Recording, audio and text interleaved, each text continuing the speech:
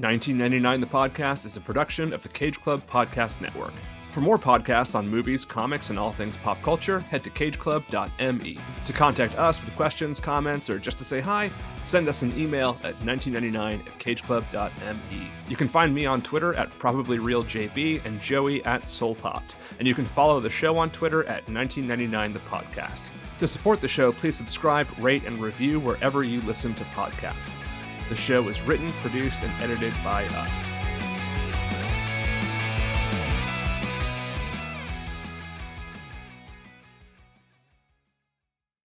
Well, let me open this. Welcome. Hold on. Well, can I? Okay. Okay, there you go. I just don't want to have the clout. I'm good. I'm good. I'm Okay. I'm going to leave all this in. No, you're not. Welcome to 1999 The Podcast. I am John Brooks. And I'm Joey Lewandowski.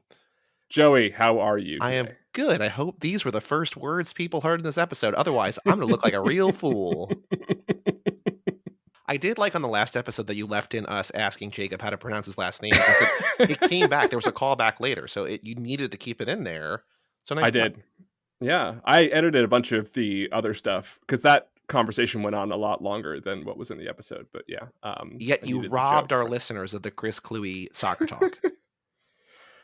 Again, Patreon bonus. I still have it, so Patreon bonus at some point in the future. No one's going to pay for that. Nope. Well, we are nearing the end of round 2. And as you alluded to earlier, our final 2 films in round 2 are both animated. In fact, these are the first 2 animated films that we've covered in a year that had some pretty great animated films. And we'll get around to those 2 eventually. Although it did occur to me that Run Lola Run has animation in it. So it's a nice little transition from live action to animated. Yeah, it's 2 episodes in a row, because last episode we did our first foreign language and our first not 1999 technically, and now we're first animated, right? So yeah. Today's movie was released on June the 30th, 1999. It stars Trey Parker, Matt Stone, Isaac Hayes, George Clooney, Mary Kay Bergman, Brent Spiner, Minnie Driver, Dave Foley, Nick Rhodes from Duran Duran, Stuart Copeland from The Police, Eric Idle, and Mike Judge. Directed by Parker, written by Parker Stone and Pam Brady, with a score by film and Broadway composer Mark Shaman, and songs by Shaman and Parker. Today we are talking about South Park, Bigger, Longer, and Uncut. Joey, what is the plot of South Park the movie, which I'm going to call it from now on? I thought about this while I was watching it, and I think it depends on how deeply you want to go, but there is a new movie from Canada playing in South Park called Asses of Fire. Is that correct? Yep. And the kids all go to see it, and they all become corrupted. And so then Kyle's mom leads a charge against the movie and Canada and a whole bunch of different things to start a war against Canada to retain purity, make sure that these kids don't say any bad words. Eventually, Satan and Saddam Hussein, who are in a sexual relationship down in hell, come back to start a war on Earth, or, to continue the war on Earth. If none of that makes sense, that's also fine. It's just, it's a South Park musical. Terrence and Phillip's new movie, Asses of Fire. Yeah, and the kids start a resistance movement to maintain, because Terrence and Phillip are going to be executed for crimes against humanity or whatever, and it's all pretty crazy. If you don't know the premise of South Park, it involves 4 8-year-olds, I think, named Kyle, Stan, Cartman, and Kenny, and that's about all you need to know. South Park premiered on Comedy Central in August of 1997, just 3 months before the other classic of edgy animated satire, Beavis and Butthead, came to an end. Comedy Central had struggled to find relevance for years. It had modest success with Politically Incorrect with Bill Maher. Before that show moved to network TV. Mystery Science Theater 3000, the early version of The Daily Show with Craig Kilborn, which was basically just an extended nightly version of Weekend Update from Saturday Night Live. Reruns of Kids in the Hall and Whose Line Is It Anyway. and original series like Dr. Katz, Professional Therapist. Did you ever get into Dr. Katz? No, that's one that, like, a lot of people whose opinions and tastes I respect a lot have said Yeah. that I would probably like. It's just one that there's so much stuff now, especially, and, like, no one's talking about Dr. Katz, and I feel like if Yeah. I was like, "Hey, I wanna talk about Doctor," like, if it's a Jim Gaffigan joke, like, "Hey, I just saw Heat." It's like, "I saw Heat 6 years ago." Like, Yeah. like, I wanna see it, maybe I'll see it one day, but, like, I'd rather see Andor that people are actually talking about, you know? Yeah, a lot of I mean, Dr. Katz was great, but a lot of it was definitely the kind of zeitgeisty thing where, like, you had to talk about it with people because it was that sort of humor. I So I'm get not you. sure how it would play today, but it's pretty Well, funny. like, as I catch up on, like, classic comedies, my next one that I wanna catch up on is probably Larry Sanders Show, which I feel like is probably gonna still hold up, which I've not seen, but That definitely will hold yeah, up. Yeah, that does not need to. That's not. It's certainly of its time and place, but it's still very very funny. Anyway, South Park ushered in a new era that saw the network explode in popularity in the late 1990s. 1997 also saw the debut of Win Ben Stein's Money, which launched the career of host Jimmy Kimmel. And in 1999, Jon Stewart took over The Daily Show, reinvented its entire focus, and became one of the most important voices of the culture in the early 2000s. South Park began as a short animated film developed by Parker and Stone, who met in college in 1992, titled The Spirit of Christmas. The film was made as a stop motion animation using construction paper cutouts, and while South Park is no longer created in the same method, the visual aesthetic remains the same. The short somehow wound up in front of the eyes of one George Clooney, the guy from ER, who emailed it to a bunch of his friends, which generated interest in turning the show into an animated series. I think one of them was the president of Viacom, and he was like, "Let's make a TV show out of this." So yeah, Clooney has been a guest in a bunch of South Park stuff, including in this movie. For that reason, he's one of the reasons why it exists ultimately. By 1999, South Park was a cultural phenomenon. College students were replacing the "You've Got Mail" alert on their AOL inboxes with "Oh my God, they killed Kenny." Everybody had their own Cartman impression. People saw Basketball just because the South Park guys were in it. And at the time the movie came out, there was already a South Park album, Chef Aid, featuring Primus, who wrote the show's theme song, Ozzy Osbourne, DMX, Old Dirty Bastard, The Crystal Method, Rancid, Master P, System of a Down, Wyclef, Elton John, Ween, freaking Joe Strummer, and honestly more notable names, but I'm exhausted. You ever heard Chef Aid, Joey? no, so I will save my South Park history and whatever till the episode. I'm very light on South Park lore and history. I'm stunned that in this intro, I did not know that this was, like, after season 2 or, like, in season 3. Like, this feels so Yeah. early for something that is, like, has stood the test of time. Yeah, it was very early, and it was in the midst of like a crazy onslaught of South Park, including the first South Park video game, which was released in 1998 for Nintendo 64. A parody of GoldenEye, the game included a lot of the show's humor and aesthetic, but it just actually wasn't very good. Although South Park games got a lot better as time went on, including the recent role-playing games, which are brilliant. So when the South Park movie came out, it could not have been more culturally relevant. But even so, given the crowded field of commercially oriented movies into which it was released, it was only a mild box office success. It opened at number 4 for the July 4th weekend behind two other comedies, Wild Wild West, which of course starred the then king of July 4th weekend, Will Smith, and another animated feature, Tarzan, moving to 8th its second weekend when American Pie took the top spot. So it went from 4th to 8th and then sort of made a little bit of money for the rest of its run. It ended up as the 47th highest grossing movie of the year, earning a respectable $52 million domestically and $83 million internationally on a $21 million budget. But despite the wild popularity of South Park, we need to address a couple of caveats. One, the show's fandom was rabid, and for a show still on a fledgling cable network, pretty narrow and specific. Until the movie, South Park was a show that boys aged 15 to 22 loved, and that was about it. Obviously, that's a commercially viable demographic, especially for t-shirts, but it doesn't necessarily translate to a wider audience. Two, Disney still had a stranglehold on the animated film world, and again, this movie was competing directly with the Disney juggernaut in the form of Tarzan, to which it would lose the Oscar for Best Original Song, by the way.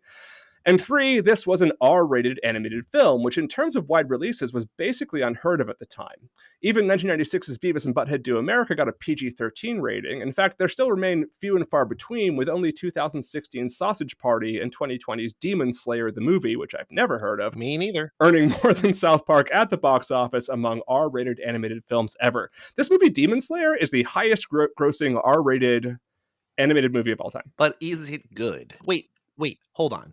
It's a 2020 movie that was the highest grossing theatrical release. Who saw movies in 2020? Slayer. It's an anime. It probably has a big fan base we don't know about because we're not anime people. And it's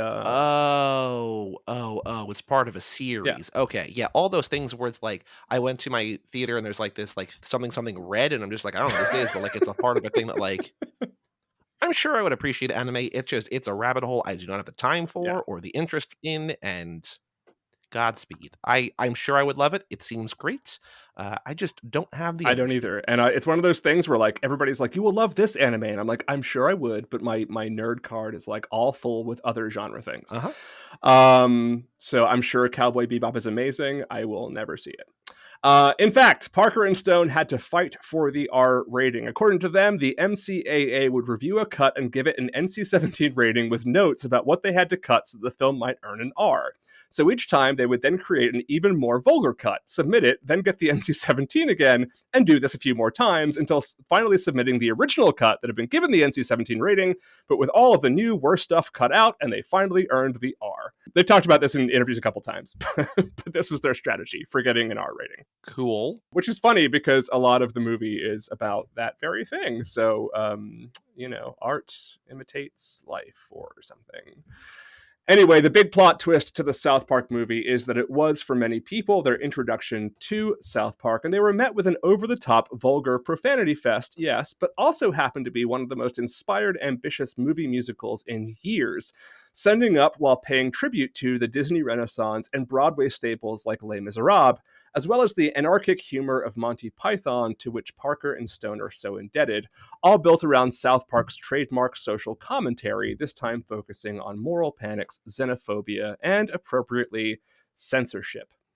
With an 80% Rotten Tomatoes critics score and an 88% audience score, alongside a 73 Metacritic score and an 8.6 user score, South Park was a pretty huge critical success. But most surprisingly, there are really no pans of this movie. The worst review on Metacritic is rated a 50, and it comes from the Austin Chronicle's Sarah Hippola. You lived in Austin. Do you know her? No. Okay, well, maybe you didn't. There are more than 8 people in Austin. And this is also, she might be dead. Who knows? This is from, this is 23 years ago. Saucy. I mean, maybe she was 90 when she wrote this. I don't know. Anyway, just thought I'd ask. Who called South Park gross out funny, over the top offensive, and just as amusing or idiotic as you find that Comedy Central sitcom. So that's the worst thing that's said about the movie, and it's not exactly damning. But Joey, you know who loved this movie?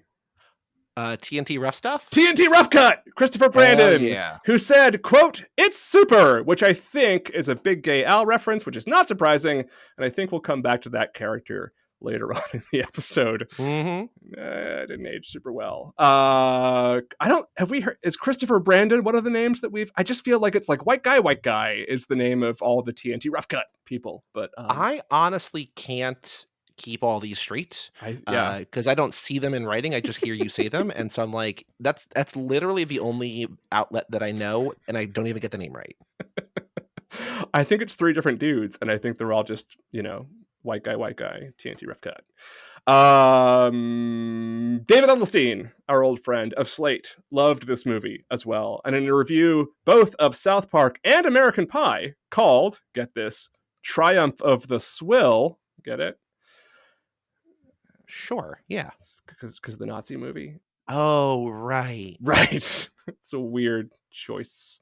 Anyway, he praises South Park and sort of pans American Pie, but he writes, quote, "South Park, bigger, longer, and uncut is The Phantom Menace, the film that returns me to a righteous, in this case, righteously filthy, adolescence. I've seen it twice. The second time was even better, and plan on another visit. I won't bring my daughter, though. It's important that she sneak in on her own." God bless you, David Edelstein. Yeah. Perhaps the most encapsulating and enthusiastic review, though, comes from Entertainment Weekly's Lisa Schwartzbaum. Giving the film an A-, she writes, quote, South Park, Bigger, Longer, and Uncut turns out to be the funniest, most risk-taking, most incisive movie of the summer. Never mind that the summer is young, and the promulgators of fancier culture may take a few lessons in courage from South Park creators Trey Parker and Matt Stone. Bigger, Longer, and Uncut dive bombs such up-to-the-minute targets as Bill Gates, Jar Jar Binks, and parental responsibilities in a post-Littleton, that is another way of saying Columbine, society. The plot rollicks ahead with few dead spots, and the inspired musical number by Parker and Mark Shaman brilliantly parody/honor the conventions of Broadway show tunes, and especially the Disney formula ditties of Alan Menken.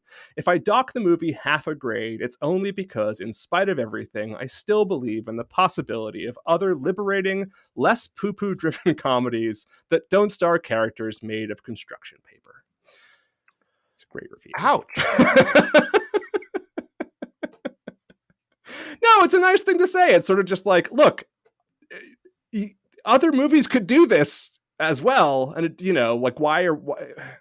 I get it. I get what she's saying. I mean, it's silly, but it's a fun way of justifying her minus, and I think it's a little bit tongue in cheek as well. So, the film would go on to be nominated for and win a number of awards, primarily for its music, but also winning the New York Film Critics Circle Award for Best Animated Feature.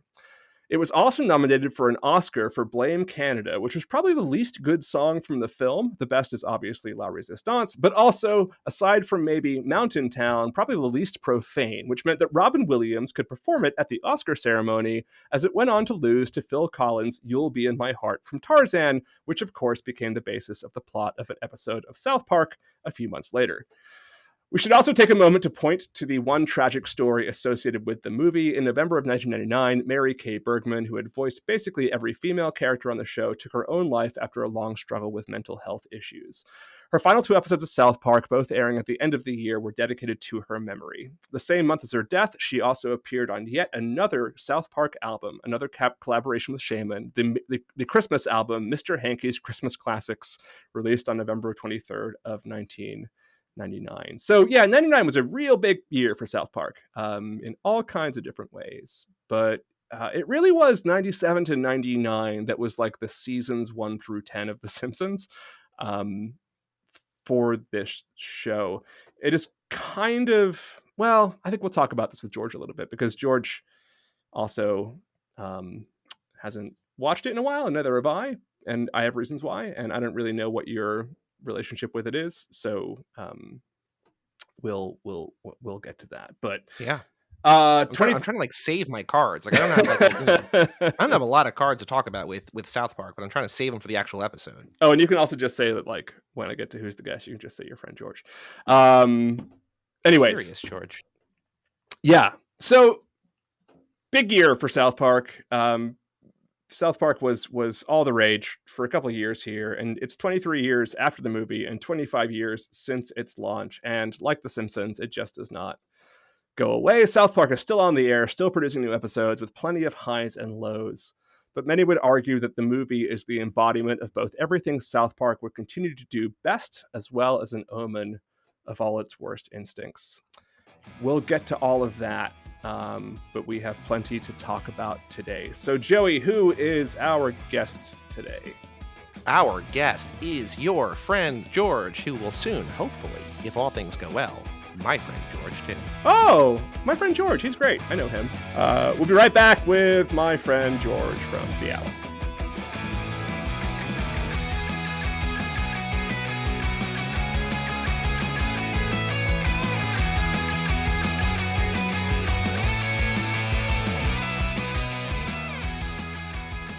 How are you, George? I'm doing great.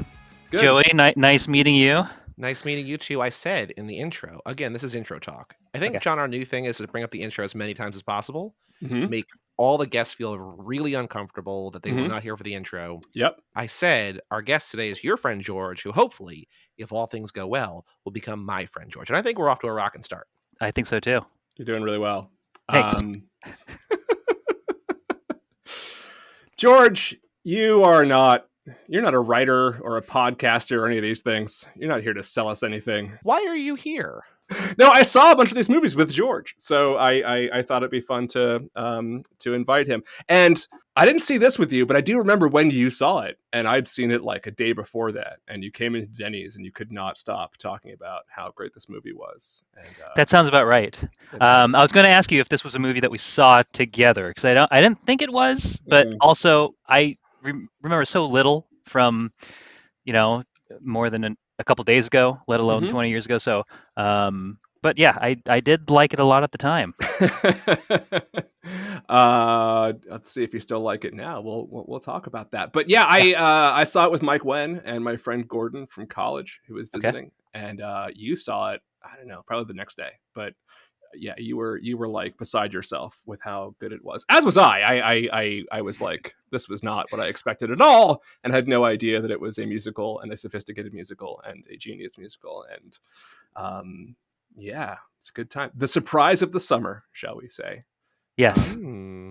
Let's talk a little bit about our history with South Park. I was an early adopter. I watched the premiere on Comedy Central and like videotaped it and watched it over and over and over again a million times and showed it to all my friends and all that good stuff. And had the Nintendo 64 game and had the Chef Aid soundtrack and a You Killed Kenny t-shirt and stuffed Cartman and all of that stuff before I went to go see this movie. So I was already a fan going in and primed to love it. But I do remember missing half the movie the first time because I was laughing so damn hard that I couldn't hear half the jokes and had to go see it a second time for that reason. So my more recent life with South Park is a little bit different. We'll get to that a little bit later on. But George, were you on the same page as me? We're like the same age. So I think we're a week apart. Correct. Yep.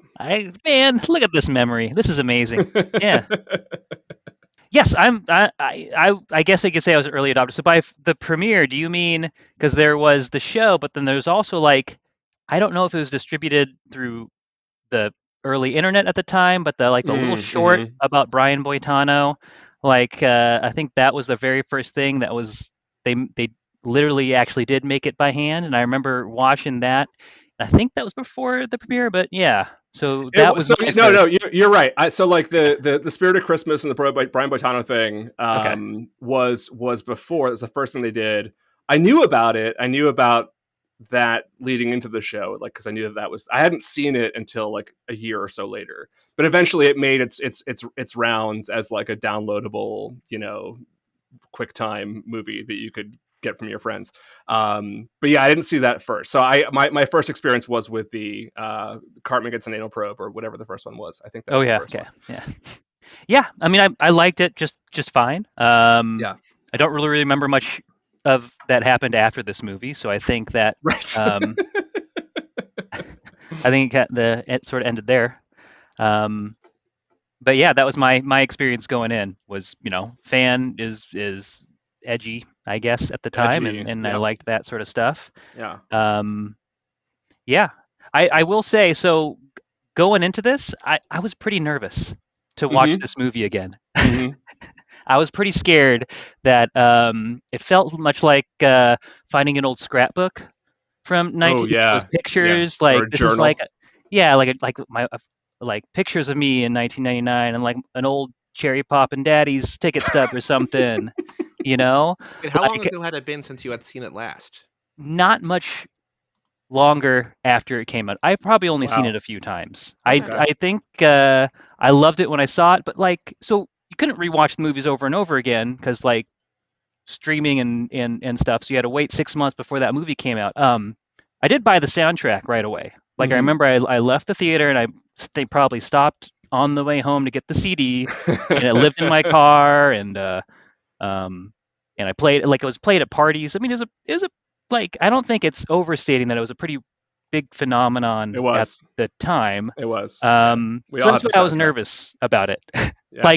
I liked it a lot, and I remember talking about it. I remember quoting it, and my concern was that it was just going to be nonstop 2000 era edgelord type humor, just nothing but that, nothing but let's see how many dirty jokes we can. And, we can get into that later. I mean, I think mostly no, but still, yes. But yeah, I was scared. So, yeah. Yeah, well, there's some stuff that doesn't age well, but we'll talk about that in a moment. Joey, what's your relationship with South Park? Well, it should come as no surprise to anybody who has been a longtime listener of this podcast that I grew up not being allowed to watch basically anything. So I think even still to this day, I've seen like one season of South Park, and that was in high school. So that was probably 2004, 2005, because the friends that I ate lunch with would not stop talking about South Park the day after the episode aired. So I was like, unless I want to sit there awkwardly silent for a full lunch period or two, if they continue the conversation the next day, I have to watch the show. And I watched it and I was just like, I like Butters. And that's about as far as I went.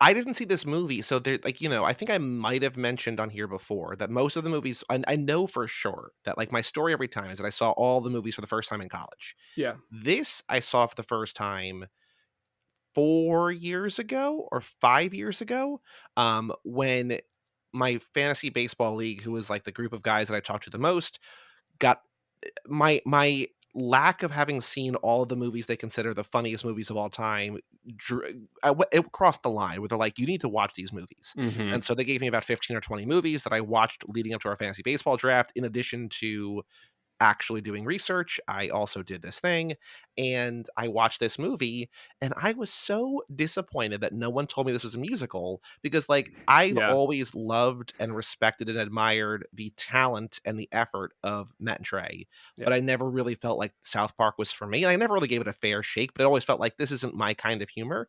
And I loved this movie, and I was like, how did no one ever tell me that it was a musical, that it was funny, that it felt like different from the show, or at least my history with the show?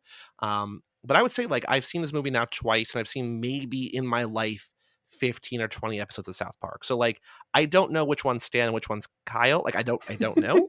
And I just watched this movie today. Like, I have that little history with the show. Like, I know Cartman, I know Kenny, because they're the most distinct or whatever, I guess. But I really don't know a lot about South Park, but I know that I love this movie, and sort of like against all odds, I love this movie. So there's an episode where they join a cult. I think it's David Blaine's cult, and they shave their heads, and they forget which one's which too. So they get themselves confused. I will say that, like, I had a teacher in college. So this is way after I watched the one season that I watched, but he loved it. He was probably like 35 or 40.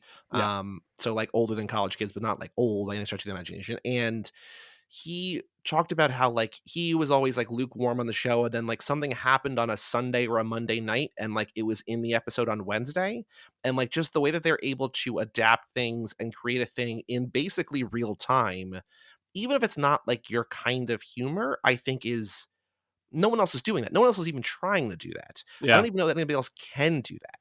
But the fact that they're able to construct an entire like 22-minute episode about a thing that happened 2 days earlier is remarkable. And like, I haven't seen their actual musicals. Like, I haven't seen Book of Mormon. I haven't seen whatever else. Like, I want to, but I this movie just works for me in a way that I did not expect it to before I saw it for the first time. I want to come back to what you just said about their turnaround, and what I think. I'll explain why later, but I think that's been one of the things that really has made them and the show kind of, I think, fall off the cliff a little bit. Oh, okay. Yeah. Do either of you still watch it at all, or no? I don't watch it anymore. I'm sure I'd still think it was funny, but when was the last time either of you like watched it, like with any kind of regularity? Well, with any regularity, I probably right around this movie came out. That was probably I probably caught a couple episodes. Like, I remember I watched the Kanye episode, which, topical. Well, that was like 2010. Yeah, so that was late. So there's like, I caught a couple here and there. Yeah, I remember watching something about their turnaround time. So like, it was in the mindset, the documentary. Yeah. And then it autoplayed after I watched this movie. Paramount Plus autoplayed the COVID, and the premise was very funny. So I might go back and watch this COVID movie that they put together, because that seems it might be funny. It's a couple of COVID movies. There's like post-COVID and post-COVID Return to COVID, or COVID Returns, right? So, yes. So I guess I was the most avid of all of us. I had like BitTorrented every season through like the first probably 15 seasons at one point, and had them on my hard drive. I'd seen. I mean, I loved the show, and I started divorcing myself from it as they started doubling down on commentary on things that were happening immediately. So here's the thing, and here's the thing why I think that the movie encapsulates everything they do so well, which is, and also why there's hints, I think, in the movie of their worst instincts. I think Trey Parker has shown himself over the years, to be a very not just creative but thoughtful person, and like self-reflective as well. I think he knows sort of where he has made mistakes or done things that he wishes he'd done differently. And I've kind of fallen in and out of love with him over the years at various times, but he's always been someone who I think is really interestingly self-critical and really deliberate about what he does. So like, I know you haven't seen the Book of Mormon. So as someone with a religious studies degree who's a little obsessed with Mormonism sometimes, it's really, really good. It's clever in a way that is, you know, cutting and ruthless and you know, like deeply satirical of Mormonism, but a lot of Mormons like love the show because it's also like reverential, and I think he's very, very good at that. And I think what made this movie a surprise and what made it work was that everything that it is sending up, it loves, right? So when you look at like Satan's song, that's just a direct sort of parody of the Part of Your World from Little Mermaid, right? Like the reason that it works is that it's not just like shit posting. It is a, you know, like it's someone who just loves this stuff and is really good at understanding why it's great, and also then really good at making fun of it. And just about like, again, George, as you mentioned, there's like things about this that I don't think necessarily stand the test of time, but there's a core and a heart to it and a genius to it that very much like Monty Python, who you know, Trey and Matt both you know, grew up on. There's a sort of like sophisticated comedy to it that I think probably does endure. So in general, George, like, you know, I know you were nervous about it. Our last guest last week was like, I'd be nervous about watching it again, right? Yeah, he loved it when he was 12 or whatever, but he's like, I'm not sure it would still stand up, but I think it does. How did that nervousness play out when you revisited this movie? Pretty quickly. Yeah. I was totally happy again. Yeah. So I remember it was a musical, but also just like watching it just like open up so earnestly and so sincerely with the musical. Like I didn't remember many of the songs. I remembered the one that everyone remembers, of course, but yeah, like which one's that, George? Uncle Fucker? Is that what we're talking about? Yes. Okay. Are we allowed to say that? I hope so. Yeah. We're covering South Park. No, I'm kidding. Yeah. So yeah, but yeah, it just started so sincerely, and like, and so I really got into it. I'm like, oh, this is fun and sweet, and then like I do have among my notes, I've got list of lol moments, actual, you know, LOL moments. And boy, like the first fart when they went and see the Terrence and Phillip movie, the first time there's a fart, I cracked up. And I was, from that moment on, like, okay, I'm like into this. And like that whole sequence, like afterwards when like they're doing the fart song, I'm like, this is, because farts they're never not funny. Like, you know, like John, you've got kids too. Like, I do. They like to fart. Yeah. Yeah. One of the funniest things about babies and kids is that they fart all the time. They fart deep, you know, tonal, loud farts, just like a grown man. And it's always funny. And so that the song just worked on both on the meta level of like the audience walking out being like, why, what's going on? And like the kids getting into it, just the swearing, like the extreme language just out of the blue, like that whole sequence, and like, okay, I remember, and this is all great. And that's pretty much the level I was at for the rest of the movie. I'm like, okay, this is I remember and I get it, and I don't remember a lot of the details, but for the most part, I was on board for the rest of the train. Joey, again, this is sort of like a newish movie to you anyway.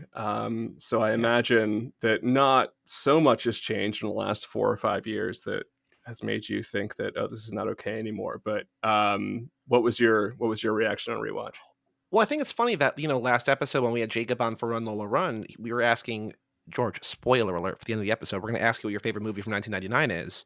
And he was like, he said some things. He's like, I also like South Park, but I don't know if I'm like allowed to say, like, I don't know. I haven't seen it in a while. Like, I don't remember. He's also like 20. Like, he's a baby. Like, he's seen every movie in the last like 3 years. He knows, but like, true. Yeah. But he's like, I don't know if I'm allowed to say that. I'm like, no, like I saw it for the first time 4 years ago, and like, yeah, there's some stuff, but like, for what it could be, like a movie that like we should bury and like never talk about, like I think it's fine. Like I think there's some stuff in here, of course, but like also for the amount of swings they take and the things they make fun of, like it's good. Like it's remarkably uncancelable, I think, which is sort of surprising. And like I don't know if they tried to, because I'm sure that like I don't know that South Park's ever going away. I think it's like the only thing that like makes Comedy Central any money now, right? But like I would be surprised if there weren't a half dozen or a dozen things like each season that like gets the show in some kind of like hot water. And here, maybe the gay character, maybe like that's, but like even that is kind of like it knows it's like it's not that bad. Yeah. Like I know, like we've watched other movies that are trying to espouse a good message, like for instance, I don't know, just say like a Boys Don't Cry, where it's just like, oh no, we can't, like this gets everything wrong. Yeah. And here they're not like trying to do a thing, and it's just funny. And like I also say this as like a straight cis white man who like has never faced any kind of like any at all hardships in any form of my life. But I don't think that there's anything here that like would in the year 2022 make people like want to never watch this movie again. I mean, probably someone somewhere, but like I think it holds up well. I agree. I've got a list. So I've got 2 lists in my notes. One of was LOLs, and then also I wrote a column for cringe moments, because I was expecting to have some, and like ultimately I didn't. I think literally there are 3 words that I don't think they needed. Like I think those are kind of the low points, and and we can get. I'm not.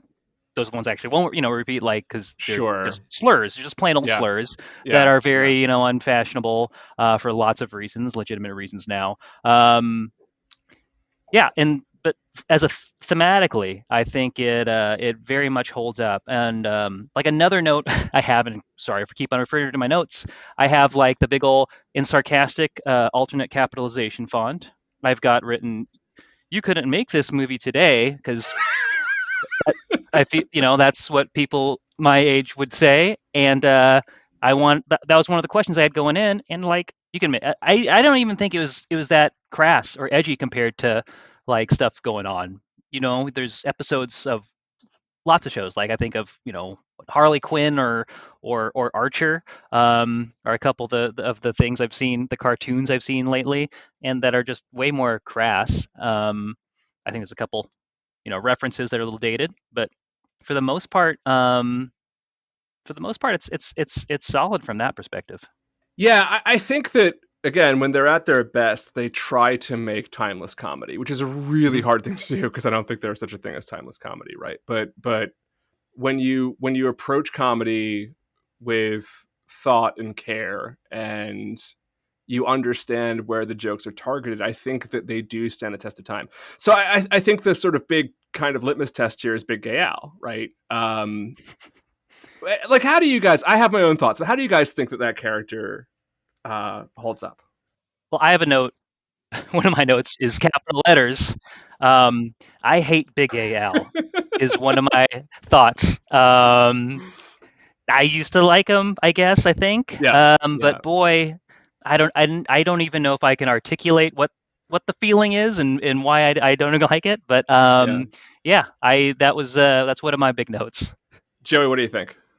I mean, it'd probably be better if he wasn't in it, but I think in terms of how 1999 movies portrayed gay people, probably still better than average in a way, right? Yeah. Like he's not like he's a joke, but the joke is not making fun of gay. I mean, it is, but it's not like it's hard. This is like, it's a weird hat you need to put on that like 23 years later, so much has changed, especially in terms of like queer identity and queer, like the way that we've also gone backwards, whatever, but not whatever, but things are not as good as they could be or should be. I'm not trying to be dismissive of, oh boy, edit this however you want. Everything's fine now. We're good. Yeah. Now that we've solved all the problems. I think if Trump comes back, he's going to have 4 or 8 more years of really good ideas, right? So we're going to have, things are going to be great.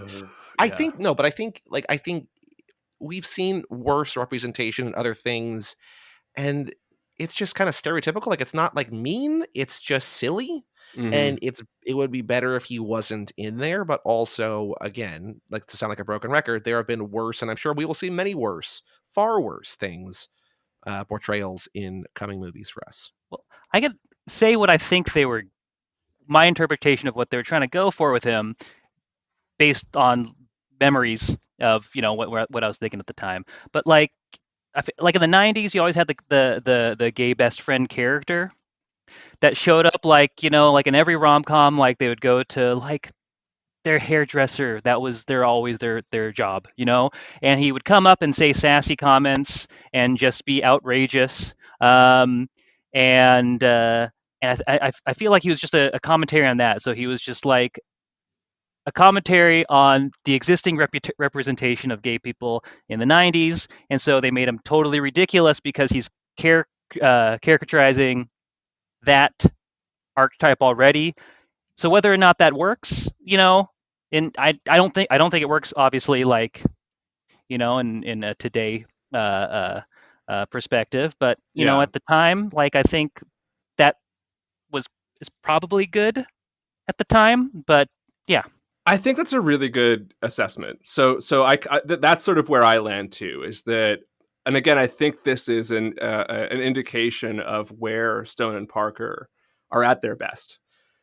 I think that joke, I think the whole Big Gay Al caricature does exactly what it needs to do at the time, and it wouldn't work today for all the right reasons, like for really good reasons. It wouldn't work today, and they wouldn't try it today either. But there was something about that character that had a lot of, like, if you see the episodes where that character emerged from before he was in the movie, right? There is this sense of, first of all, there's a lot of John Waters reference in that, right? And that's very clear.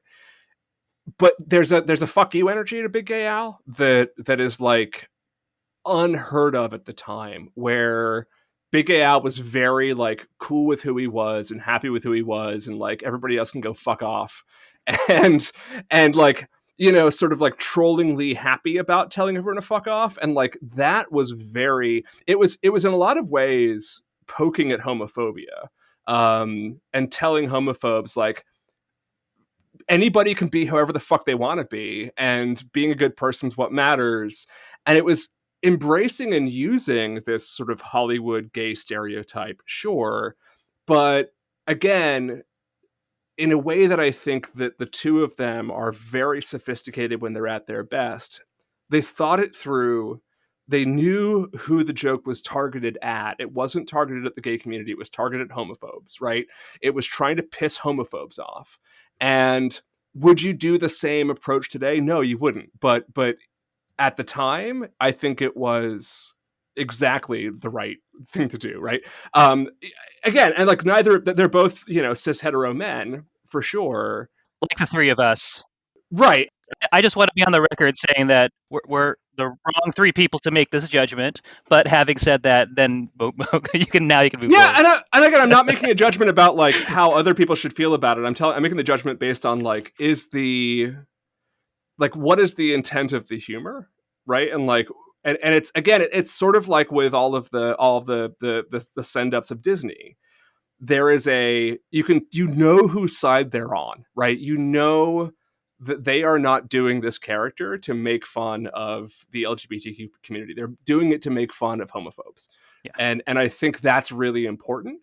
And I don't think it works today, but I do think at the time, like, you absolutely see what their intent was and what they were going for. And there was something very sort of like fuck you about it, which I think is really, really important to be fuck you about so, social justice issues. So I think that's a big part of that structure. And yeah, it's one of the things that I think I really admire about them. I also think that a little bit of it's lost in the context of, like, Yes. I think the show introduced him more as like a clear commentary on what they were trying to say at the time, and then he, as a cameo, he was in the movie. So when you're just in a Right. cameo, but you don't have the context of what happened in the show as the character introduction, then all you got is what's in front of you. The which Right. is probably alone, I guess, is how I would is maybe after talking this through, alone by itself, that character in this movie without any of the show to introduce him. I don't like it. Yeah, no, I agree with that. Yeah. I think that the assumption for them was that nobody who doesn't love the show isn't going to see the movie, and they were wrong about that. But I think that that's sort of what they were going for, is that they were also sort of playing to their own choir. Purely within the scope of the movie, I think you're right. I do want to. What is the most earwormy song in this movie for you guys? Oh, is that up good there? Question. Good question. Well, I mean, one of the songs was nominated for a Grammy, an Oscar, and I mean for an Oscar. Yes, it was in the Oscars. Blame Canada, like Robin Williams sang it with in the ceremony with a big flag with a buster over the Canadian maple leaf and everything, and that happened on television, which is pretty crazy to think about. I think overall, I do think that they picked that song because it was the only song they could do out of everything, and I think I don't think that's the song that was really nominated for the Oscar. But that's what I said. I said that in the intro, but yeah, you're absolutely right. Yeah. But I think the Satan song probably my favorite. Up there. Okay. All right. Up there. Yeah. John, what about you? Oh, La Resistance. I mean, by a country mile. Like that song's incredible. It is a direct takeoff of I think One Day More from Les Miserables, right? Where it's like a medley of all the songs from the movie, and then there's this sort of rapturous battle anthem and everything else. Like, it's that song's goddamn remarkable. I love Up There, but again, it's that it's too much of a direct parody of the Little Mermaid song. And La Resistance is not a direct parody of. No, but but La Resistance requires so much more effort than that does. I love Mountain Town. I think Mountain Town's fantastic as well. It's a great way to start the movie, and I think the one for me that just doesn't hold up is Uncle Fucker, and I don't know if I think you're wrong. Okay, all right, Joey, take it away. I mean, I love that, but I also love Kyle's Mom's a Bitch. I also love what Brian Boitano do. Like, there's so many songs that I feel like I've never heard any song like that. And maybe that's because I don't watch South Park. But it's so weird and dumb and good. And like, I understand that maybe they don't hold up, but like, Uncle Fucker is good. Like, I think it's an undeniable classic. Like, that's a bop, as the kids would say. Yeah, I liked it. I just wanted to say that the music is great. Like, it is. The music is so much better than it should have been, than it needed to be. Like there's no reason for the music to be as good as it was. So yeah, I mean, and then Joey, to your point, like whether it was typical in the show, like it wasn't. This was out of the blue. Like the music and the quality of the music was just like a blindside for no reason in the whole movie. And I remember thinking that at the time, and that's why I bought a CD and listened to that a whole bunch. Yeah, like I liked all the songs a lot, and I thought they all had held up pretty much. Well, all but one held up very well. Do these songs, like, do you ever I guess you guys haven't watched this movie in a while, whatever, but like, do you ever get the urge in the last 25, 23 years? Still, I got to remember what year we're covering. In the last 23 years, to just like listen to any of these songs? Like, does one get stuck in your head out of nowhere and like you have to go listen to it or no? Like, I know that you at one point liked the songs enough to buy the CD, but like, are any floating around in your head in a way that you're like, Uncle Fucker, I got to go listen to that song? I sometimes catch myself doing the like, they may cut your dick in half and serve it to a pig, and like that whole thing. I in my head, and sometimes I do some Mountain Town in my head. I used to certainly like play this in my car and sing along with friends and like that sort of thing. This and the Buffy the Vampire Slayer musical were heavy rotation for musical sing-alongs in my car. But no, not in years. I haven't needed any South Park in my life in years, and I've been fine without it, and it all sort of lives in my heart, and I'm good with that. But I'm sure if like at some random point someone put the soundtrack in on a road trip, I would love to sing along with it again at some point. How many of the words, what percentage of the song's lyrics do you think you have memorized? Could you sing along to most of these songs? I certainly at one point knew all the words to all the songs. Yeah. For sure. Okay. For sure. Well, like today, for instance. Probably if you put on the CD, I bet I could do it. I don't know, George, what do you think? If you put on the CD, I could probably sing along a good chunk, just having my memory jog from the thing. But like, yeah, I couldn't just rehearse it a cappella out of the blue. So I will say that the surprise element of it, of like, oh, it's a Broadway musical, that's weird. One of the things that they did early on to fuck with the audience was to Uncle fuck with the audience? Yeah. Was the whole like, who is Eric Cartman's dad arc, which is around I think it was before the movie. Do you know what I'm talking about? I don't remember this at all. No. And I basically know nothing about South Park. So there was this thing where they did this episode where like, so Cartman's dad is a mystery, and there's this episode where Cartman's like looking for his dad. I remember now. Okay. Yeah, and continue, so they did this thing where they ended the season on a cliffhanger of like, who is Cartman's dad? And they come back months later and they're like, who is Cartman's dad? And then they cut away, and instead of answering the question, it's just a like 3-part Terrence and Phillip special that has nothing to do with Cartman's dad whatsoever. And the internet fanboys were so fucking livid because they somehow really cared who Cartman's dad was. And the whole joke was like, none of this fucking matters. It doesn't matter who Cartman's dad is. This is a big prank that we're playing on you. And if you don't get it, you don't understand the humor of the show. And so I think it culled a lot of the audience, but then it also, because it was so ballsy and out of the blue, that it brought a lot of people in to be like, that's fucking brilliant that you would just like troll your own fans like this. So by the time this movie came out and it was this like Broadway musical, I think that there was this kind of culture in South Park of like, oh, this is more than just a show of satire and over the top and sort of edgy jokes. Like, this is something that is trying to really surprise people and do things that are like where the audience is kind of part of the joke. And I think that's one of the things I really like and admire about the series at its best, even today, because like I haven't seen the COVID thing, but I've heard really good things about it. And it sounds to me like it's the kind of, strength of their whole kind of project that is being put on display there. Wait, so can you get with that pivot in mind, can you explain what you were saying earlier about not liking their like quick adaptation of current events? There was a turning point in the show in the late sort of the mid 2000s where they did an episode about climate change. And at the time, Parker and Stone were both climate change deniers. They were libertarians, and they believed that climate change was like a liberal hoax, right?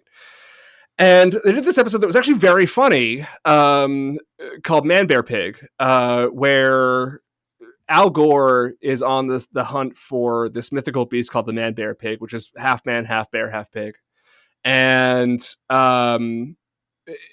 the whole thing was sort of like a joke about climate change being this like, this mythical beast that you have to chase after. And they since have apologized because they now are like, oh shit, climate change is real. We were fucking idiots about that. And we regret having done that episode. But the episode itself was very funny and well thought out. I thought it was hilarious, even though I was like, yeah, they're wrong about climate change, but it's funny. The problem with in this sort of late 2010s, around the Trump era, right? So like mid 2010s, I should say, right? The problem with that era is that sometimes they were commentating on the news and it was very funny because they were putting out an episode literally in days, because of the technology they used allowed them to do that. And they made a documentary about it. They did. Right? Yeah. 6 days to air or whatever. Yeah, right? yeah. And there's something great about it, but it also, I think, unfortunately plays to their worst instincts, which is to make a judgment about something far too quickly and not really consider the full-on implications of it. The movie is a really clever commentary on moral panics, and it still stands up because it is dealing not just with like the way things were in the late 90s, but also the way that those things are connected to other previous periods of moral panic. And what they often do now, far too often, is just go all in on sort of like, let's make fun of cancel culture and like PC culture and blah, blah, blah. And I'm like, yeah, I don't think this is going to stand up though. And it might sort of scratch an itch for right now, but I don't think it really works. The last thing I'll say on this is the last real sort of story arc that I watched of theirs that I thought was really great was the one, I don't know if you've seen it, but you should. It's like a 3-part series. Actually, I think the plot line kind of goes through the whole season, but South Park gets a Whole Foods, and the Whole Foods like completely upends the whole economy of South Park. And there's some really great commentary in that. So like the season itself has this like theme that goes through it, and that theme is really brilliant. But there's episodes in it that are sort of like direct sort of commentary on what's happening right now, and they really don't work. And it's sort of like, it's cringy because I think they're saying things that they wouldn't say if they thought about it for a few weeks. So here's a question about that. Yeah. Like, I think there's value. Maybe there's not, but I see that there's value in like reacting to something in real time. Yeah. With the caveat that maybe you come back to it a few weeks later or something. Also with the understanding that maybe this is meant to be more disposable. Like, I don't think people are watching necessarily old episodes of like The Daily Show or Last Week Tonight, where like they maybe make a joke that like 3 weeks later is like, ooh, maybe we shouldn't have said that. Like, they might retract things when they come back, but I feel like there's value in being topical if you are under the impression, if everyone understands that maybe this won't hold up and we're going to keep moving on, and like the only thing you should really concern yourself is like the most recent episode. And I'm not really trying to defend them because like I don't have the dog in this fight, really. You know what I mean? But like, I wonder if that's how they see it. Like, we're just doing an episode this week about how we feel about this thing now, and if we don't care about it in like if we change our mind in 3 weeks, like so be it. That's fair. I don't know. I think I agree with what Joey just said, largely about, but I didn't have that thought before he put it there. So, because like I think what's weird about South Park, and weird in like an interesting way, is that no other show is doing this. Yeah, like so many shows, animated shows especially, are drawn 18 months or 2 years in advance, right? Yeah. Like it takes so long, even with computers, to get something from written to on air. Yeah. And this is like, hey, a thing happened on Sunday night, it's on TV on Wednesday. And like no one, again, is able to do that, is trying to do that, whatever. And I feel like it gets lumped in because like you can still buy these seasons on Blu-ray, right? You can still stream season 1 or whatever. And I don't know if it's meant to be consumed like that. But also I understand that like in the era where like your archival library is what people are paying for, Paramount is not going to unlist episodes. So I don't know. I think it stands alone. I think it's what makes South Park interesting and unique and sort of special, but also problematic and troubling and maybe not necessarily as good to hold up through the years. Well, I guess, George, the reason I want to ask you this question is like you were into it and then you kind of weren't. And I wonder if there's like some like, was other things going on in your life, or was there something about the humor of South Park that sort of, once the movie hit, you're like, that's that's it for me. Like, this is great, and I will move on. Is there something that like never clicked with you, or what is it? I think it's probably a little bit of both. Yeah. I mean, like like I didn't watch as much TV, after 1999, and I probably wasn't watching a whole lot up until then. I'm not trying to be sophisticated. I probably turned 21 and stopped watching TV because I was going and doing those activities, and pretty intently for the next few years, and so I didn't watch a lot of TV. That's part of it. But also, I mean, I think it peaked with this movie. I think like one of the big things I think that works about this movie is that it was such a product of that perfect moment. Like it's very much just a criticism of or just a capture of just the life of the latchkey kids that we kind of were growing up, like kids that grew up watching. Like it's hard to unpair it with The Simpsons, because I feel like it's almost a critique of what happened then. Like The Simpsons came on, and all us kids with our unsupervised TV privileges watched a ton of Simpsons, and then a few months later, all the parents found out from watching like Andy Rooney on 60 Minutes that there's a shocking TV show that the kids are watching, and so they all got mad about that. Yeah. And so this big old cycle, and so like this weird phenomenon of all these kids watching a TV show that wasn't supposed to be for them in the first place, that the parents just found out about them, but really the parents should have not let them watch that TV show in the first place. And so like South Park's like a pretend kids show. Yeah. Like it's pretending to be a kids show, and as an audience member, you're kind of pretending like you're a kid that's sneaking it. And I think that's like kind of the premise of it. And I feel like this movie just came out right at that moment when all when that sort of peak peak moment for that era of kids like us and kids that grew up just watching TV nonstop. And I think that was kind of the draw of it. And then it said what it had to say, and I just didn't feel like it had much to say. I mean, maybe like the ultra hyper timely commentary probably kept it going for a little bit longer, just because then it could be at least relevant. But I just didn't think there was much else to say on the topic of what the show was created to lampoon after the movie came out. I still can't get over the fact that this came out so early in the show's run. Like, it feels insane. Yeah.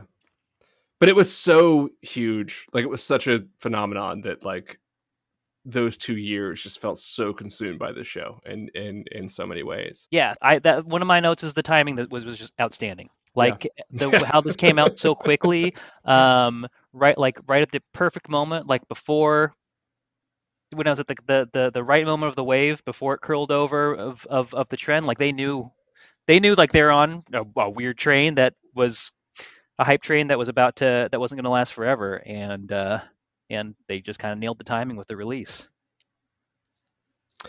Yeah, and I think there's like a couple of, I think, the jokes that don't work for me, and I think this is what says everything that I think about South Park and Parker and Stone in general, is like the Jar Jar Binks joke is like, why is this here? Because it's zeitgeist. I know, but this movie came out within weeks of The Phantom Menace, and they based. But I'm sure Jar Jar was in the trailer. Yeah, right? And they based the joke on the trailer. They're like, that character's gonna suck, and we're just gonna make a joke about him. And I'm like, okay, but like, it doesn't land anymore. And everything else in this movie like still lands, or like 90% of it does, right?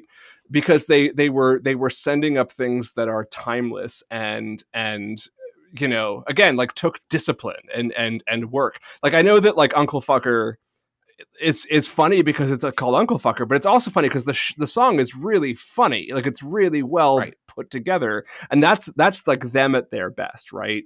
Well, I mean, this is the same kind of thing that we talk about a lot on Too Fast, because like in Hobbs and Shaw, there are multiple Game of Thrones jokes, and just like, ooh, like that already feels dated. But then you look at like a thing like Logan Lucky that makes also Game of Thrones jokes. Like, have you guys seen, John, I know you've not seen Hobbs and Shaw, but have you seen Logan Lucky? And George, have you seen either of those movies? I've seen neither. Me either. Okay. So very quick. We have kids. I've only seen movies from 1999.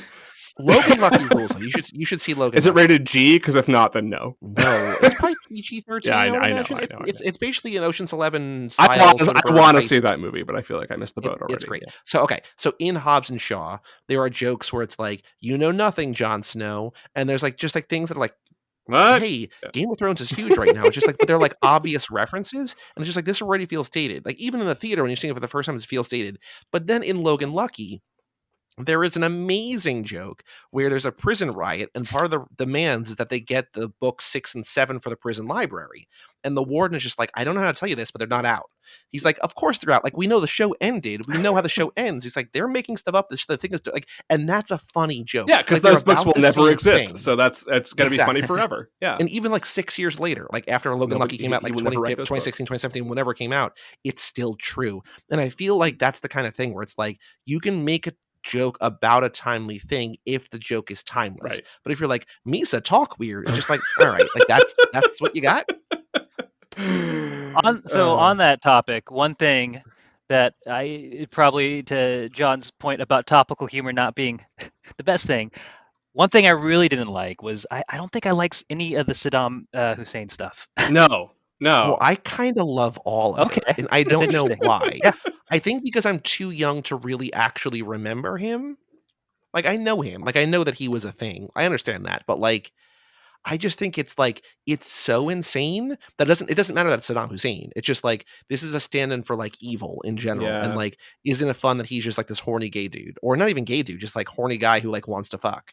Yeah, I didn't mind him being Saddam Hussein and being like a mockery of like the whatever's, you know, anti-American celebrity that we were promoting at the time as the Lex Luthor to sell guns and what we do. Yeah, it was I didn't like the I don't know. I didn't like I didn't like the jokes that he was about him. I didn't like the song that he sang. Like it was one of those things that was just it was missing the mark a little bit. Like when he was singing, I wrote down with a question mark is this movie racist? Like when he's in the middle of singing his song, like that was a question mark. I'm not sure that was the one part where I was like, I don't think this part's working. And I think it's okay to like to have those thoughts. I think that like if you look at a lot of Mel Brooks work, right? Like I think a lot of it is like, does this but also it's in a way where you're like, I see why this was funny then. And that it wasn't like it had a purpose and a merit, and we've sort of moved beyond that where like we don't need this humor anymore.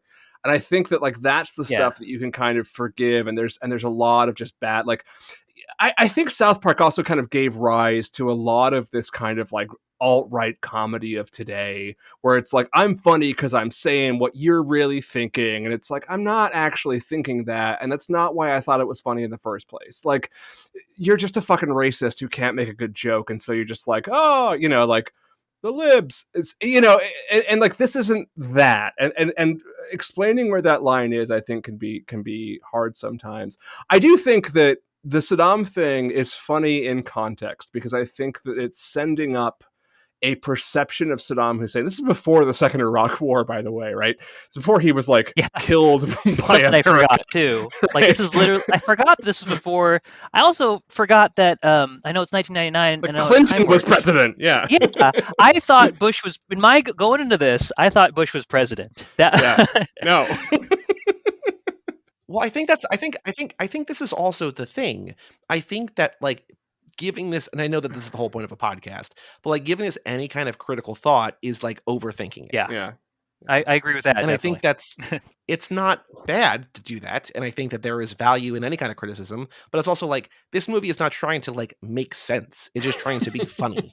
And like, whether it's your kind of funny or not, that's up for debate. But I feel like it's just insane. It's insane. It's insane. I think there's a logic to the Saddam thing though, which is that Saddam was presented still as this like demon incarnate, right? Which is like kind of true, but also kind of absurd, like the way that sort of American war media had presented Saddam Hussein. I think this is kind of sending that up a little bit, but then also like he was also a fucking weird ass hedonist, and there's something kind of clever about like this portrayal of Saddam Hussein, which kind of kneecaps his sinisterness, but also like I don't know, it sort of made sense at the time in a way that was funny, in a way that like Saddam humor hadn't been before. Because like Saddam humor in like the early 90s was like this scud's for you, and like the fucking joke in Hot Shots. Like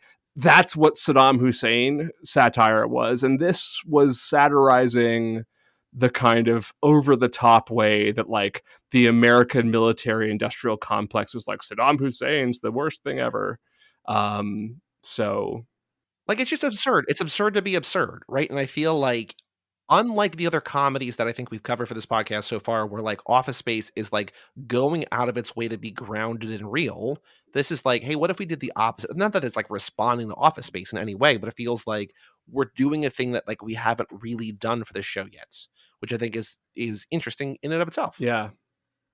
Yeah, and I still think that again, like the best of South Park comedy works when it knows what it's talking about and these things are established. So like of the sort of mid-season episodes, well, okay, you mentioned Butters, who is the greatest fictional character of all time, and like we can just like every episode about Butters is fantastic always. But of the sort of social commentary, like it works best when it is sending up Scientology. Like the Scientology episodes are genius, and like they got them sued by the Church of Scientology, which is like fuck yeah, good for you, because fuck them.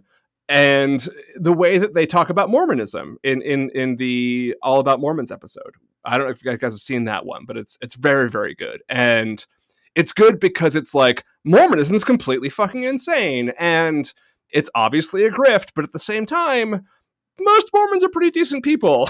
And like that's its thesis, right? And like that's when they're great, because they're not just sort of knee-jerk reacting to what's going on in the news right now. And I don't know. I think they're both very smart, great comedy writers. I you know, sometimes it works, and I lost the need. You want them to put some thought. And they work great when they put thought in. Think about some, yeah, and they're very thoughtful. And like that's the thing is that, and it's like, but also we could make this basic like what amounts to like a Jimmy Kimmel Live, where we're just like commentating on like the news events, and it's like, yeah, sometimes that's good. So you're I think it's fair to say, but just to sum it up, you're being critical of them because they can do better.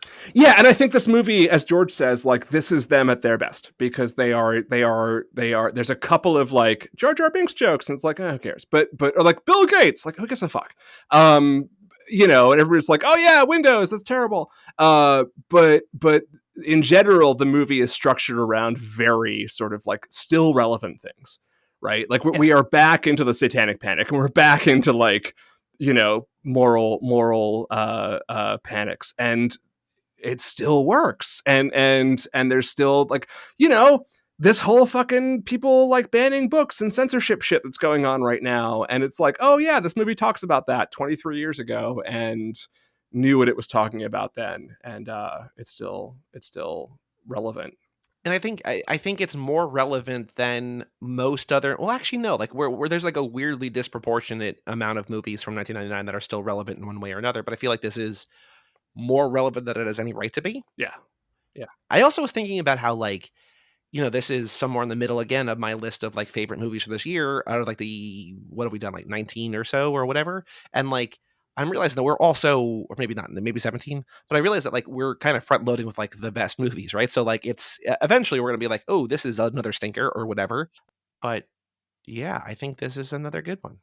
I agree. And George, before we start to hit the home stretch here, anything else in your notes that you want to talk about before we introduce our final questions for you? I wrote down, so I made a list for cringe moments, and overall I like this movie a lot. Like it was very few things. Yeah. I did notice when I was writing my favorite moments of laughing out loud. It was like when the kid falls down, it's Butters after the Les Resistance song. the Viewmaster, What's a Butt For, Yes. the giraffe noises when they say, "Dude, that kid's fucked up." I think so. Based on my notes, based on the data here, my favorite character is the mole. Oh by God, far. yes, yeah. I It didn't reminds expect me that, of but I like him Frenchie a lot. from The Boys. You know what I mean? Like he's Yeah. the guy who like gets shit done and like knows shit and like you're like has a mysterious past. But yeah, I love the mole. Yeah, I almost all of his parts I was laughing at. So yeah, that apparently that's my favorite part of the movie. for pooping silly. Yeah, I'm just you referencing the but for joke is making me laugh right now. So that's how much I enjoy that for whatever reason. And the looking through the Viewmaster and he's spying and just looking at zoo animals in the Viewmaster, like just interspersing like those like super like simple like kid friendly jokes amongst everything happening was perfect. Joey, any final thoughts? No, I like this movie. I feel like because I care less about South Park and because I came to it later and because I came to it like when we were a more woke society or whatever, my thoughts on it haven't really changed. Yeah. So I think if my final thought is that if you're afraid to watch this, don't be. Yeah. If you don't want to watch it, don't watch it. But I think if you're like, ooh, I don't know if it's going to hold up, like go watch it. Because I think like we've said for the last who knows how long, it holds up better than it has any right to, and I think it's more funny than not, and more okay than not, and more relevant and more topical than. And the music is timely. Like its music is brilliant. So it's go watch it for that. George, very tough questions for you. I spoiled it earlier. Yeah. What is your favorite movie from 1999? All right, so I mean, I did listen to a couple to a podcast, and I have the list pulled up. It's always nice to meet a listener. But I mean, so my preparation was I opened up the IMDb for best movies of '99, and I'm looking through the list at like so I've got Matrix maybe up there, being John Malkovich. Mm-hmm. Galaxy Quest came. Okay, so maybe Galaxy Quest, and then the last movie on this list is Idle Hands. So I would say Idle Hands. Ooh, it is definitely between Galaxy Quest and Idle Hands. It's one of those two. Wow. I'm kidding. John, this might have to factor into our Seth Green's performance is amazing in it, but just kidding. Yeah. I think Idle Hands was covered by our high school summer party podcast on our network because that's a high school movie, right? I think. Yeah. So shout out to Brian Rodriguez, past guest. Covered it in January of 2021. Oh, Wistful Thinking also covered it. It's been covered twice. Oh my God. On this very podcast network. If you want to go check out. 3 will happen eventually. So Galaxy Quest is your real answer? Is that what you're telling us? Sure. Out of the 33 movies that this list has given me, it's my favorite of the 1999 top 33 movies on IMDb. Oh, it's the top. That's the top 33 on IMDb. I haven't looked at that list. That's interesting. Yeah. So Idle Hands is above Phantom Menace, apparently. Human Traffic, I've never heard of. This is a weird list. That's interesting. I don't know. I don't even believe all these movies came out in '99 after. They did. Every movie came out this year. That's why we have a podcast about it.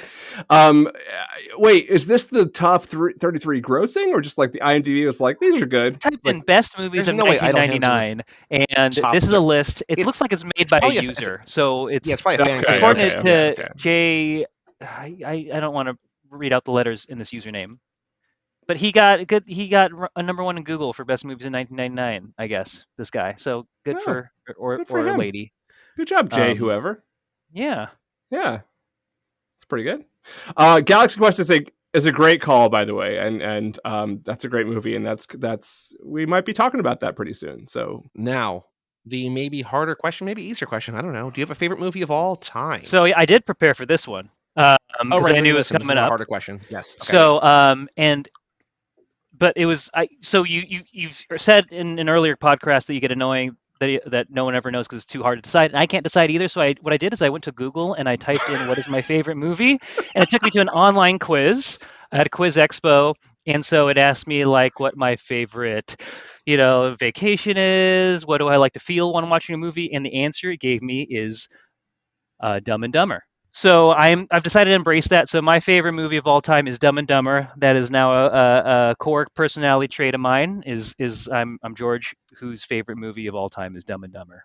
My parents moved down to Texas to be near my sister because they love her more than they love me, and they became friends with a family who has two young kids, and they dressed up as Harry and Lloyd in their silver and orange suits. So I'm going to send you a picture. Great. So you guys can both look at this, of kids that I don't know, that you don't know, but brought joy to my heart. Because even though I don't love that movie, I like that movie. I don't love that movie. This picture is wonderful. So I think that's a good answer.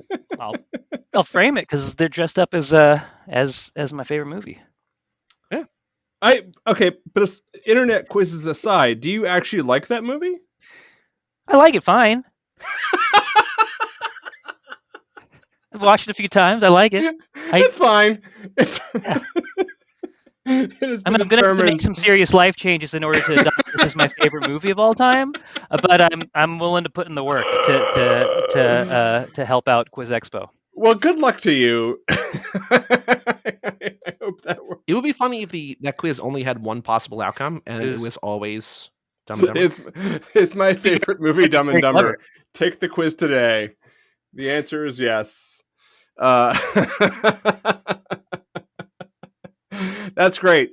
Is there a movie that you like a lot that isn't based on an internet quiz? Well, it's just Dumb and Dumber, you know. I like the dynamic it's my favorite movie of all time. There's for a lot of jokes in there for sure, and you love those. So I do. It's funny that you did homework and still didn't actually complete the assignment. You're like, I know this question is coming. I'm going to do work to make sure I have an answer. George, I don't know if that's a good thing or a bad thing. It's definitely interesting, and I appreciate that. I did enough I did exactly what was required of me, is that I came up with the answer that I needed to do this. And so all I have to do now to make this assignment true is to make sure this movie stays my favorite movie of all time, no matter what the circumstances. Wow. Just never watch another movie. No, you can't. Why would I? This is already the best movie ever. I've seen it. So what's the point of definitely watching don't watch Toy Story 2 for no reason whatsoever. Yeah. Because it might be better. Yeah. Yep. Don't know why you're bringing that up, Joey, but I can tell you, I will say that Dumb and Dumber has never made me cry, but Toy Story 2 has. And I'm bringing it up for no reason whatsoever. I just watched it this week, actually, with my kids. Oh, really? It's so good. I watched the entire Toy Story. That was one of the questions in this quiz. Do you like Toy Story 2? What's your favorite Toy Story? Which is the best Toy Story movie? Oh, good. And I said Toy Story 2, but that was one of the questions that led me down the path of accepting the reality that Dumb and Dumber is my favorite movie of all time.